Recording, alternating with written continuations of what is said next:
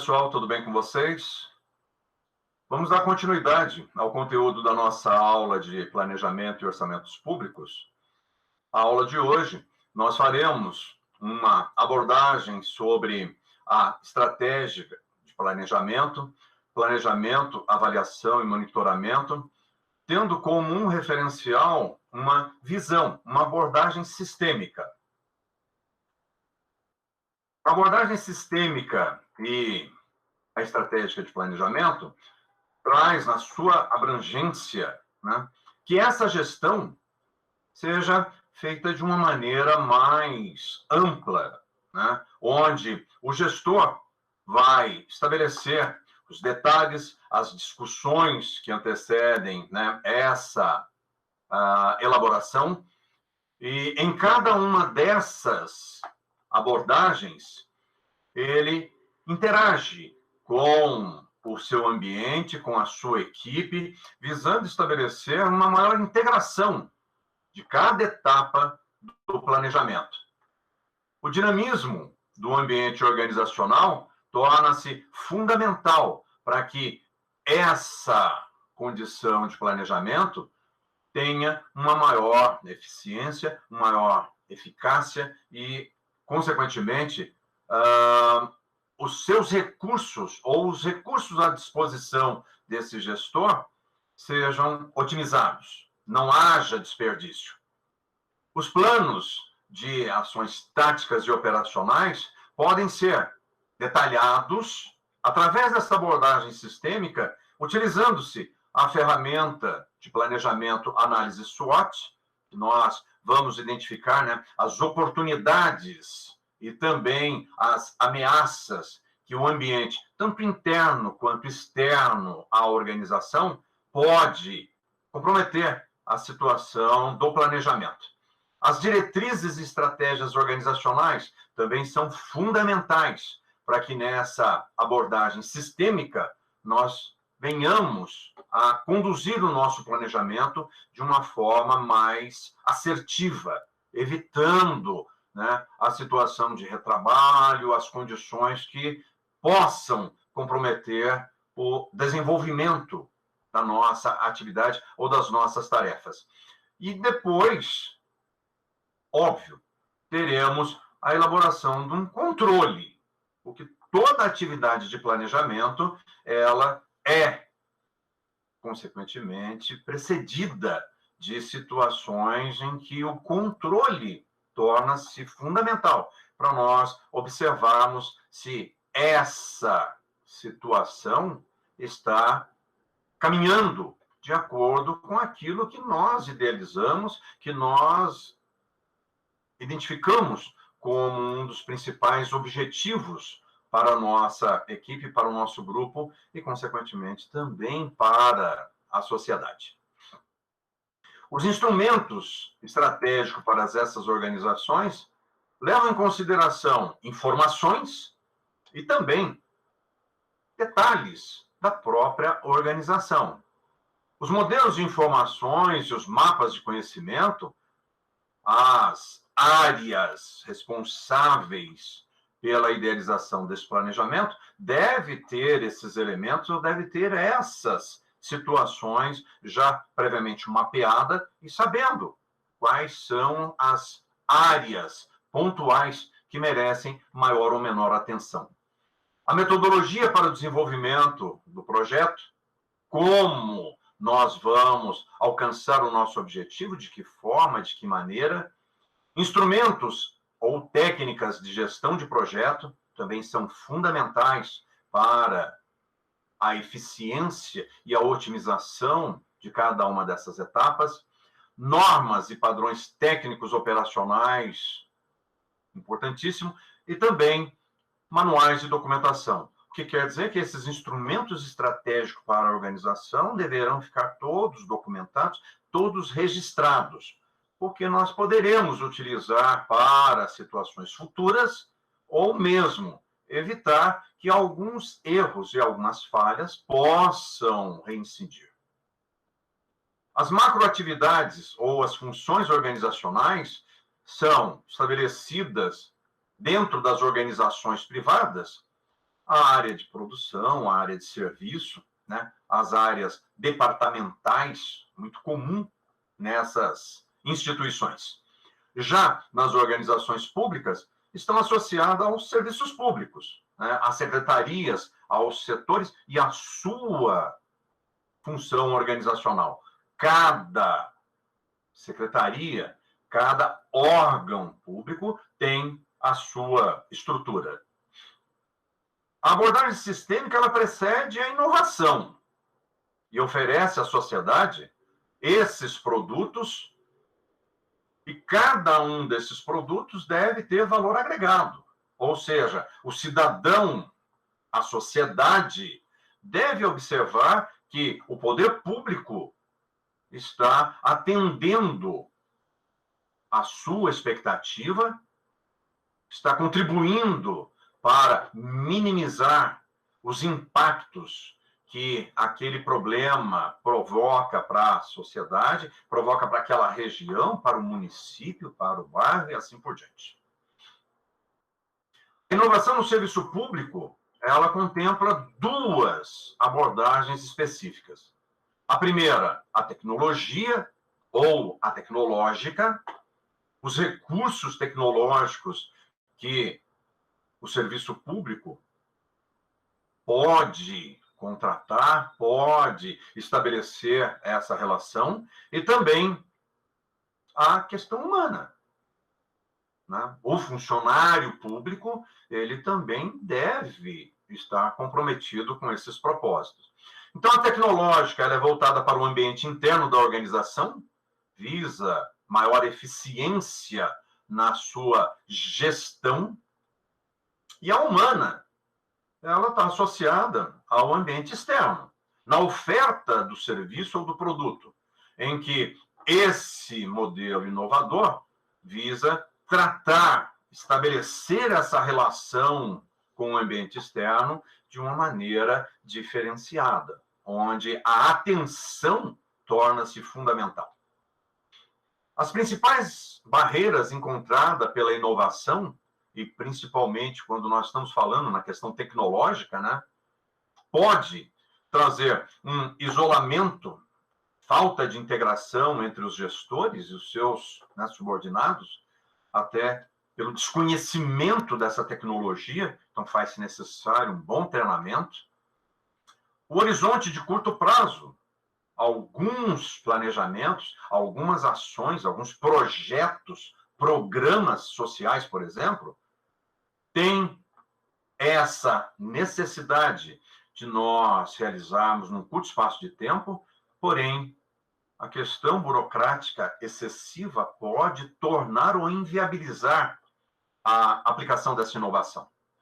Excesso de informação, incentivos inadequados, também são outras barreiras.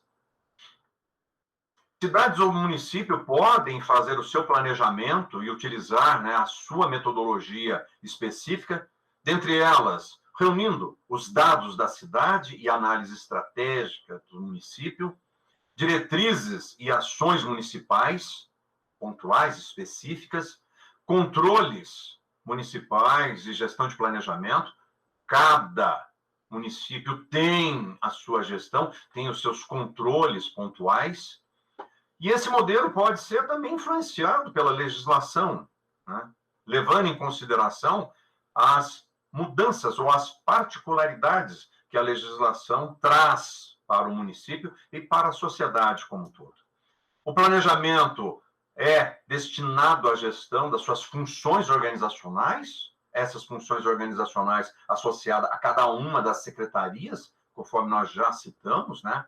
E as ações necessárias na condução dos objetivos que visam atender o Estado, atender a cidade, atender o país e, principalmente, com a participação do cidadão, da sociedade.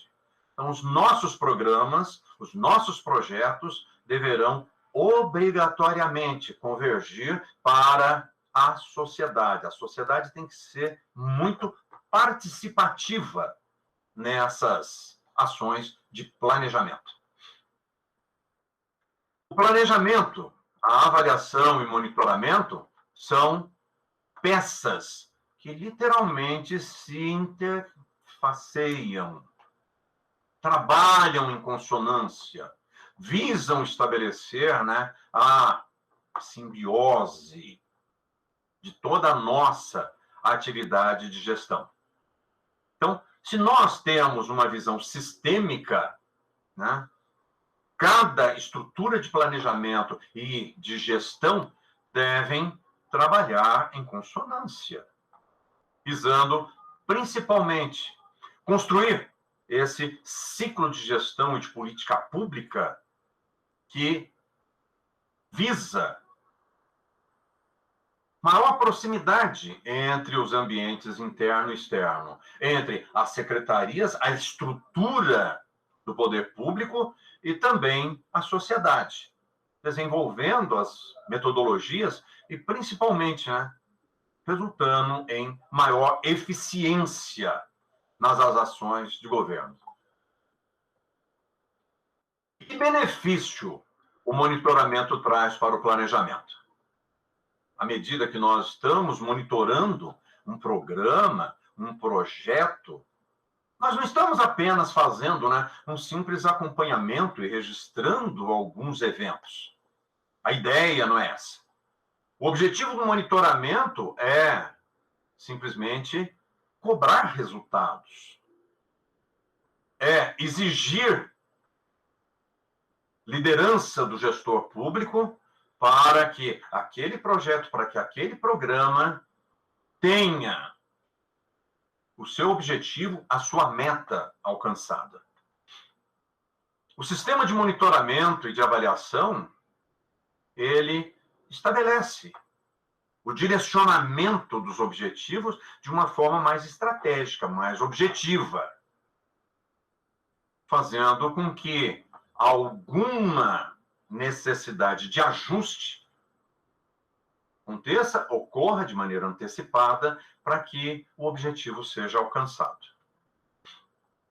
O monitoramento e essa avaliação são as bases para um sistema de prestação de conta. Cada gestor deve implementar esse plano e apresentar os resultados de uma forma mais transparente, em que todos consigam entender perfeitamente esses indicadores. Explica a capacidade do governo diante do jogo político e o desempenho na prestação de contas, sabendo que os nossos recursos públicos são escassos. Quanto mais eficiente nós formos, melhor serão essas respostas da sociedade para a nossa gestão.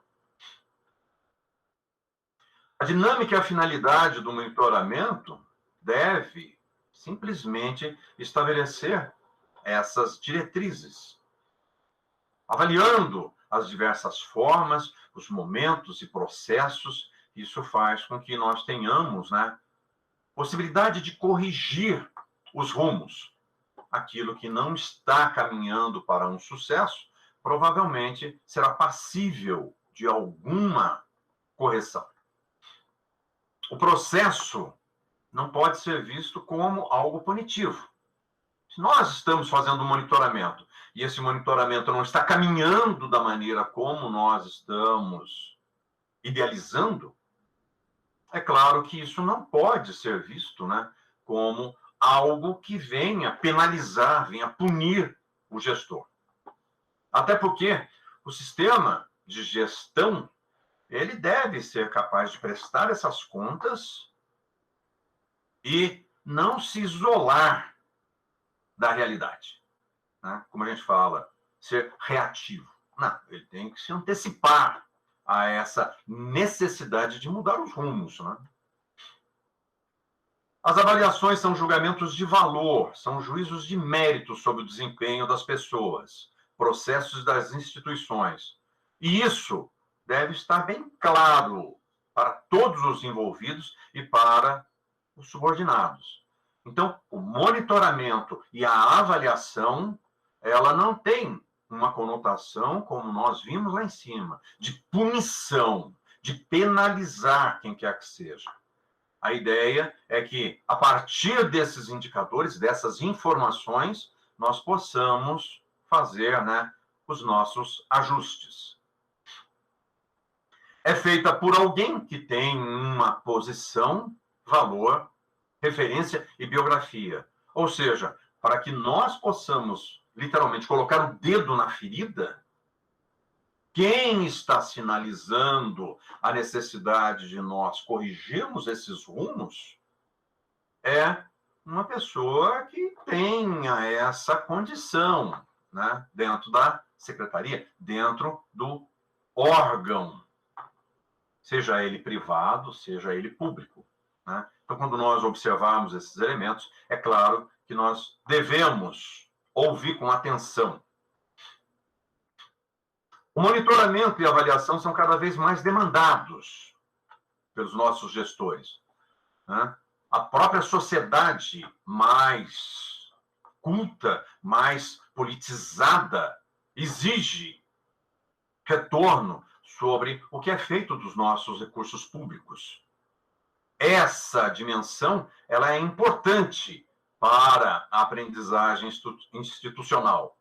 E, claro, a instituição que entende esses porquês fornece ainda mais serviços com alto padrão de qualidade para o cidadão, para a sociedade. Concluímos que as funções da administração devem ser consideradas, né? Planejamento, organização e, principalmente, deve ser entendida e vivenciada na sua elaboração por toda a equipe. A inovação requer um processo como premissa e ser entendida como uma metodologia que requer procedimentos. Então, falar de inovação leva em consideração essa preocupação dos gestores. As organizações mais maduras geralmente têm, né, um setor, uma área de monitoramento e de avaliação de forma independente, estabelecendo que haja uma isenção e independência nos pareceres. Ou seja, estabelecer uma condição em que todos tenham consciência da importância do planejamento nos projetos e nos programas sociais e, acima de tudo, entender como funciona a gestão pública. É isso, pessoal.